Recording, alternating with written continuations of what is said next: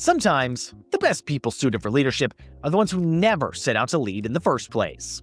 Welcome to the Marquis Masters podcast. I'm Nick Franck.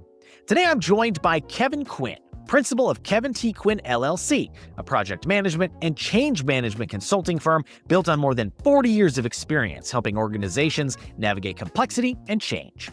Kevin's path into project management wasn't something he planned from day one. Like many in the field, he was pulled into it through experience.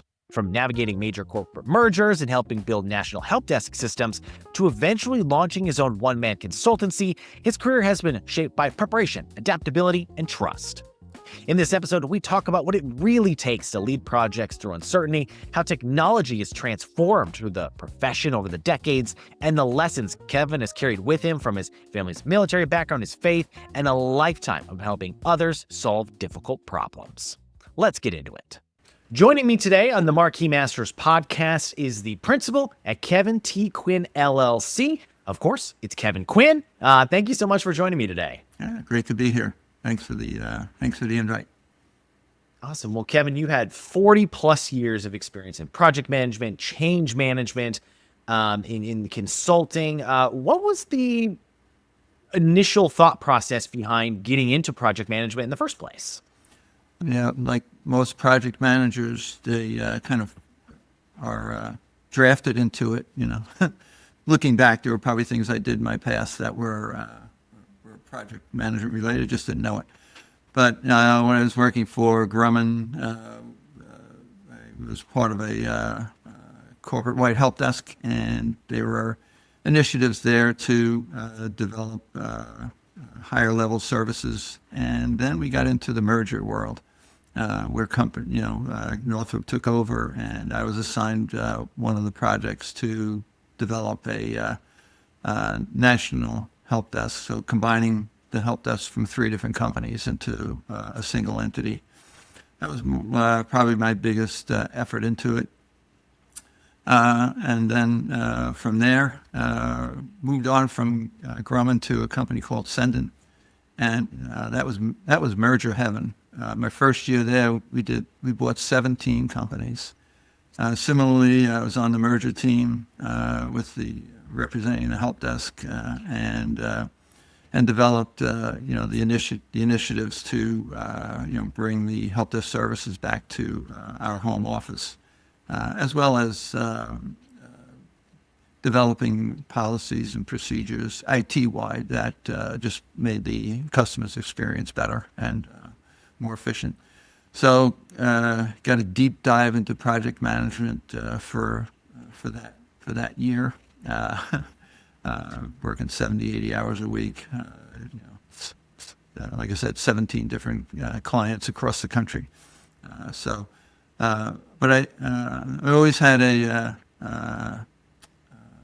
wish to help people and coach people, and as I go through things, I was always looking at the details. So it kind of was a match as I got into that part of the industry.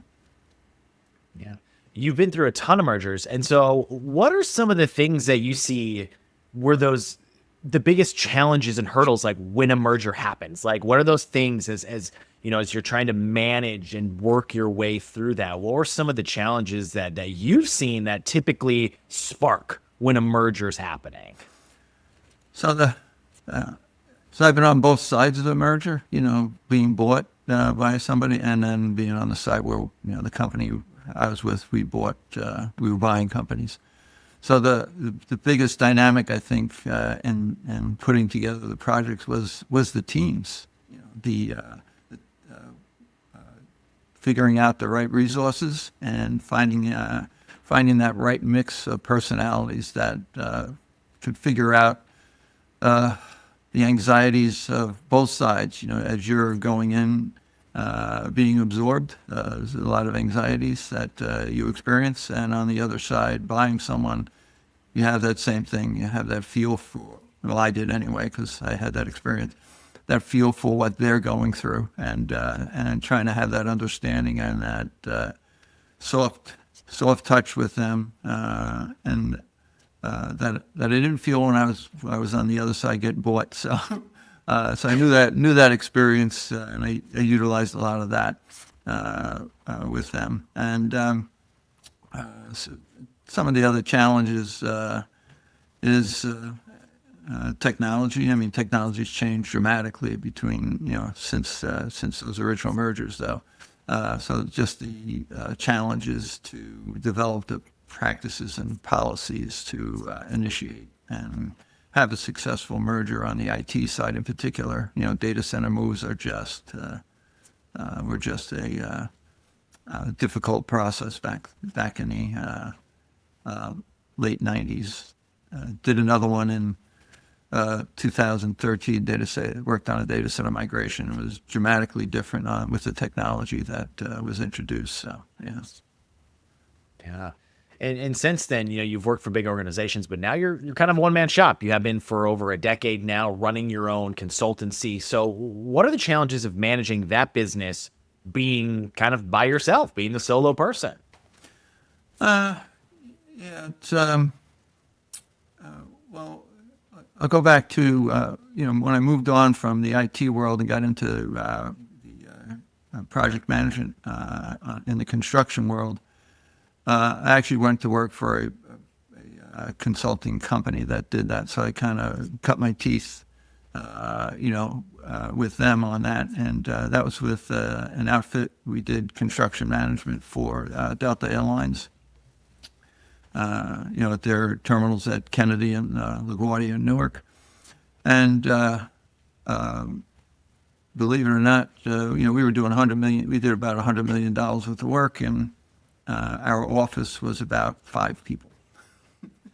So we were kind of we were a lot of decision making and stuff. We were kind of on our own. So when Delta decided to go a different direction internally with project management, they released us, and just so happened to have contacts that moved into, like I said, that data center migration. With some guys that I had worked with before. They were in a company that knew that I had that experience to help them out, and it's been like that ever since. But it's just building the relationships with the customers and the clients, so they have the confidence in you and myself, in my instance, that I can deliver the project that they're looking for. Yeah. What have you seen as those skill sets that clients really do attach to? Like when they're looking at you for services, like what are some of those offerings and some of those competencies that you find that clients are really attracted to? So, one of the things when I worked for the one company, the owner of that company, he had 3 principles, and I think those carry through. And it was keep your promises, tell the truth, and be fair to everyone. And that's what I take into my efforts with my clients, is primarily those 3 things. And if I'm true to them, true to my faith in God that I was raised with, then they'll see the results. And again, it's my job is to, like we said before, in mergers, the anxiety levels. Well, that's the same thing in all projects. There's anxiety levels because there's expectations of what the delivery is going to be, and my job is to mitigate that anxiety so they can continue to do their business and do their work while we put together the practices to give them the project they request and deliver that on time, on budget. Yeah. Have you ever wondered how some people's stories live on, not just through their work, but through history itself?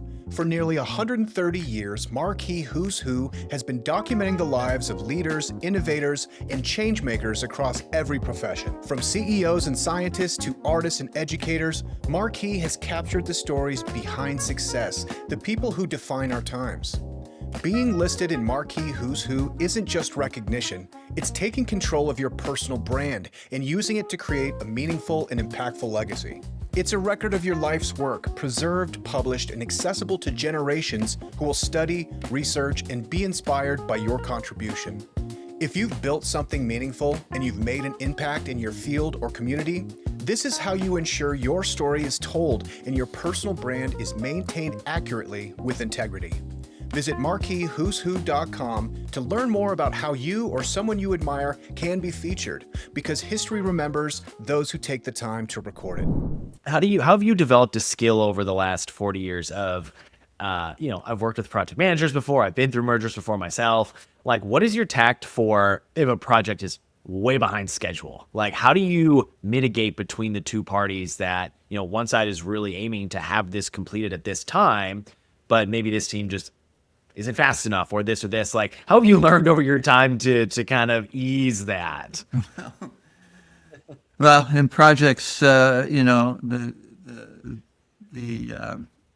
planning stage in the beginning is where you make the difference, and that's a lot of things. A lot of customers want to jump right in and get going because they have money out there and they want to get the benefit of the project, and they want to jump right in.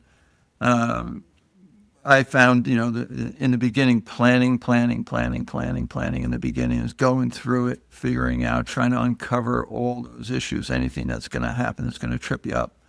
And you try to figure out how to, what those are ahead of time, and figure out what you're going to do ahead of time. So, and then the client knows that this thing could happen.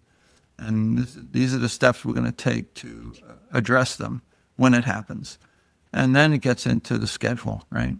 Because everybody wants it done quicker, faster, and that's part of the skill of project management is that having them understand that expectation of what that is. I I look at projects I'm working on in smaller roles where the project team has capitulated to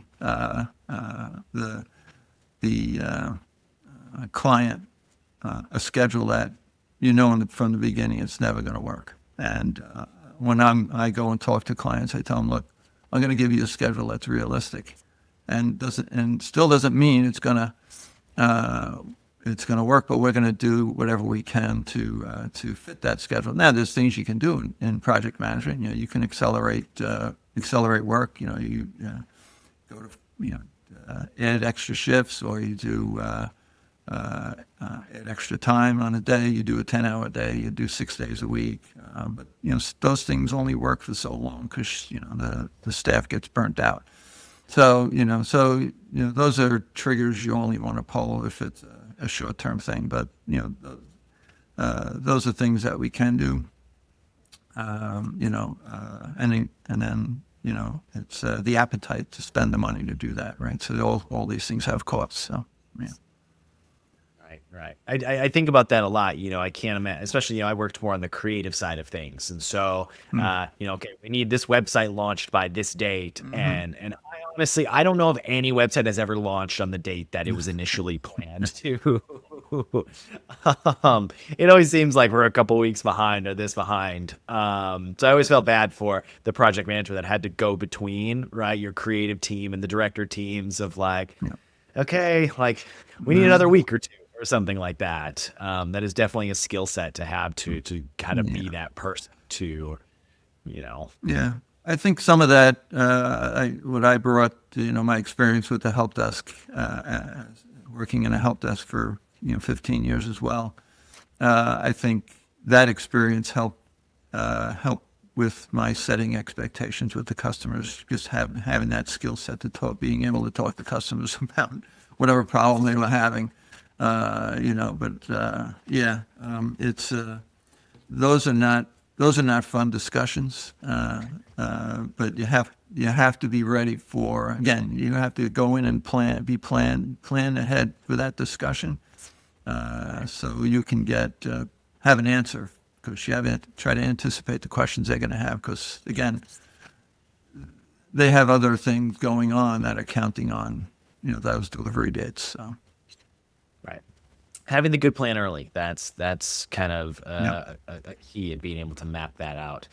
When you think about the course of your life, the course of your career, before you got into project management in your professional career, academia didn't really have computers weren't as widely accepted. They weren't as widely used. What was that like? Talk a little bit about the transition. You talked about how technology has shifted so much, especially in the mergers. Like, how have you seen the technology shift since you were in school? When I was in school, it was punch cards and typewriters. And a lot of research. I mean, back then, everybody was in the library, right? So everybody was in the library pulling books off the shelf and digging through, reading chapters of books, not doing a simple search and you find 3 or 4 sentences that you think you need right now. So there was a lot more, I think, and I think that's a lost skill nowadays because people don't do that. They don't sit and dig into things to have an understanding of what the background information is related to it, because they see the simple answer with a quick search on. But again, on the other side, computers are great. You can type ahead, autocorrect. You don't have to be a great typer that you used to have to be. But again, the tools that computers have given us is just phenomenal. On the budget, trying to create a budget for a job, you have historical information at your fingertips now that you can lean on and figure out a budget for a project. Where before you'd have to dig back into files and try and pull stuff out. Now you can just create a history and figure this stuff out pretty quickly. We talked about change management before. The speed to get all the details available to you so you can make a decision on whether you want to proceed or not. Communication is just phenomenal. I mean, you have you used to have to keep quarters in your pocket or dimes in your pocket, find a payphone, but nowadays it's right on your hip.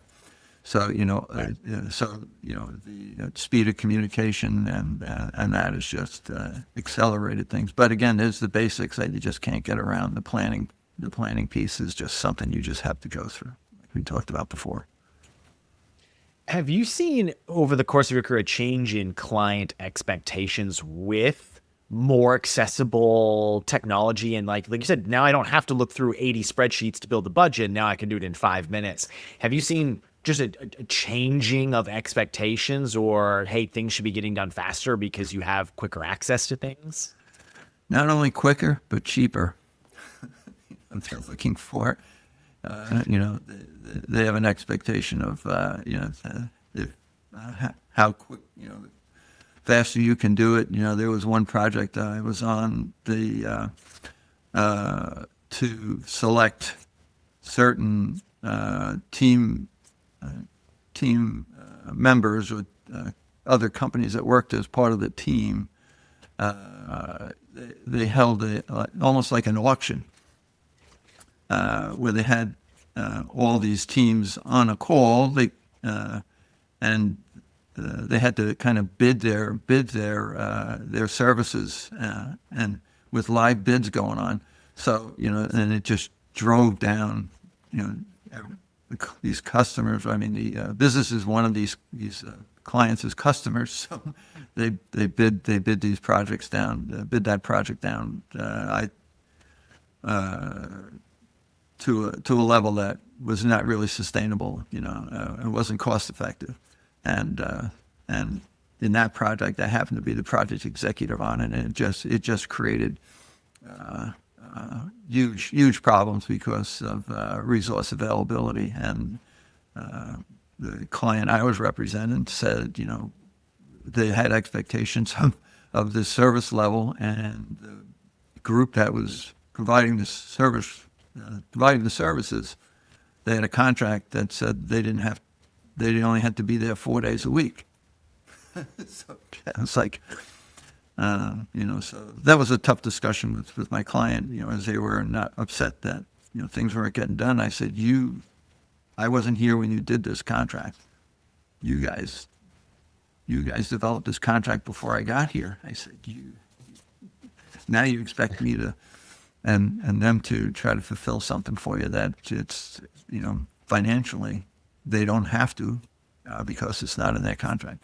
So, yeah. So, yeah, they all. I just find it that, and like I said, and we'll cover a little later in some of our other discussion about giving back to the community. So, and I talk to business leaders and stuff like that I am friendly with, and I try to coach them on that on the planning part and the scheduling part. Is do planning and do a schedule that makes sense, and believe it or not, it'll be cheaper in the end. It's about planning, right? Yeah. Planning at the start, so you have that end goal that you're able to accomplish without getting too many obstacles in the road. I mean, as you get into trouble, it ends up costing you money and time. Mm-hmm. Yeah, as I want to shift gears a little bit and talk a little bit more about you, a little bit outside of the career, and well, this one's kind of about your career, but you have a history of military within your family. How did that affect you in your career? Yes, that's interesting. My father and his 4 brothers all volunteered for World War II. Thankfully, they all made it home. So one of the things that came along with that, being a child of military, my father retired as a captain in the Navy. Some of that was, we learned to respect, discipline, loyalty, and that's a lot of those principles I carry with me into my career. Probably in a lot of the departments or groups as we were going through mergers, I was probably the last guy standing in a lot of situations. So I was loyal to a fault in a lot of ways. And then, like I said, the respect aspect is, be respectful to your coworkers, your clients, and to yourself. So that had a big impact. The discipline part didn't have onerous discipline as kids, but we understood it, that there was a discipline that we had to stand for. Yeah, I mean, we talked a little bit about this earlier, but outside of work, I know you're a hockey guy. How else do you like to spend your time outside of watching the Rangers? Yeah, so this is one of the things that I always, as I grew up in, like you talked about the family before. One of the big things, and part of that was, our belief in God and our faith, And then one of the things I had a situation a couple of years ago where I got very ill, and coming out of that, it's only the faith of God that got me through it. So, like we were talking about before, talking earlier or later about giving back. That's one of the things I do. I try to deepen my faith in Jesus, and Bible study, and once a week, a group of us go out to, believe it or not, a Walmart, and we go out and we talk to the people in the store about how much Jesus loves them and how much we hope to have them come to become a believer in his good graces. And in addition to that, I'm part of the Boy Scouts of America, where I've been involved in that for over 30 years in different leadership roles. And in there, same thing, helping units grow, helping kids, coaching leaders, putting plans together for events. So I kind of use a lot of my skills with that as well, with that. So, yeah. And then I like to run. So it's been a bit of a challenge after my illness, getting back into it. So back and forth, but getting myself back up to 5 miles a day. So enjoy that. Yeah, That's awesome. Where does that drive come from to give back to the community? I mean, you're clearly very involved. Where does that come from? Where do you feel like And why do you feel like it's so important to give back? I think it's part of my upbringing in my family. My parents were very involved in the community as well. Coaches did a lot of work with the church, that type of thing. And so I think that's just another attribute that they passed on to us, was to do that. And in addition to that, as a PMI in project management, a PMP and PMI, one of the things as part of our responsibilities is to give back to the community, is look for opportunities to reach out to organizations or individuals to help them with project management and project management principles. I've done that, given presentations, had one-on-ones in my house with people, talking them through things and such. So, yeah. Nice. Well, and speaking of reaching out to one individual, if there was someone that you could reach out to, anyone in the world, past, present, to go out to lunch for, just to have a lunch with, who would it be?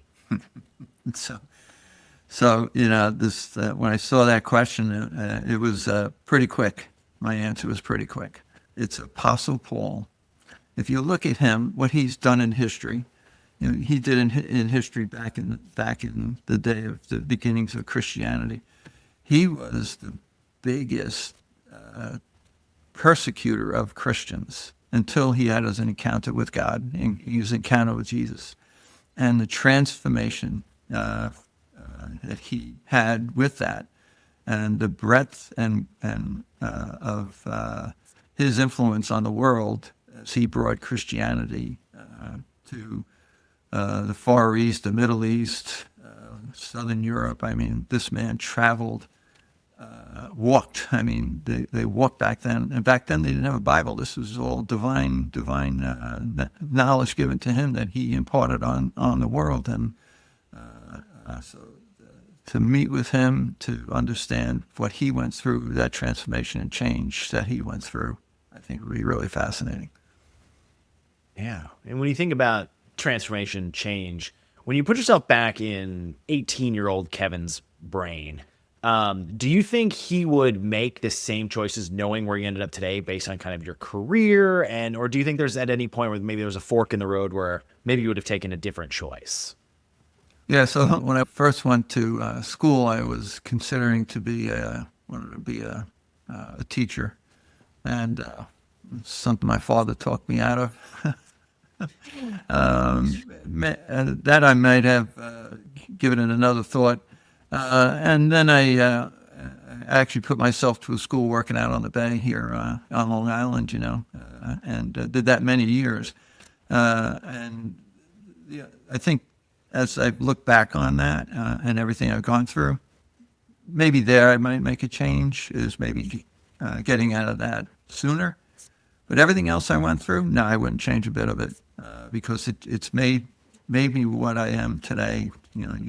Use a phrase like that. All the things I went through, all the challenges I went through, I wouldn't have that experience and wouldn't be able to pass that on to anybody else. As I see people going through things, so minor changes, maybe a minor diversion, but overall, I think I'd stay where I was. If you could pass one lesson on from something you've learned throughout life, through a challenge that you overcome, what might that be? There were a couple of different things I went through, but I think the biggest lesson, again, it goes back to my childhood and growing up and the family structure, that's a lesson we learned as kids was to stay true to our faith. Because through that, all things are possible. All things are possible. When those difficulties occur, we can always go back to that and find the answer, or have the answer revealed to you. So it's just I don't think anything else that occurred in my life that would come up to that level of that having that faith in God that He has my back. Yeah. And before I let you go, what does being a Marquis Who's Who listee mean to you? So yeah, I hadn't thought a lot about it, and got the invite to see what it was all about. And I think the exposure to industry leaders and seeing what seeing what others done. I mean, the book, the magazine, you get to see so many stories of all the work that people have put in. That fascinates me on the diversity of all the people in this country. That there's such dedicated people, and the skill levels that they've developed over time. It's fun to be part of that group, and an honor to be part of that group. So, well, Kevin, it's been an honor to talk with you today, and thank you so much for sharing your wisdom and your faith with me today. Very good. Thank you very much, Nick. Awesome. Well, hey, if this conversation resonated with you, consider sharing it with someone navigating leadership, project management, or challenges of building a business of their own.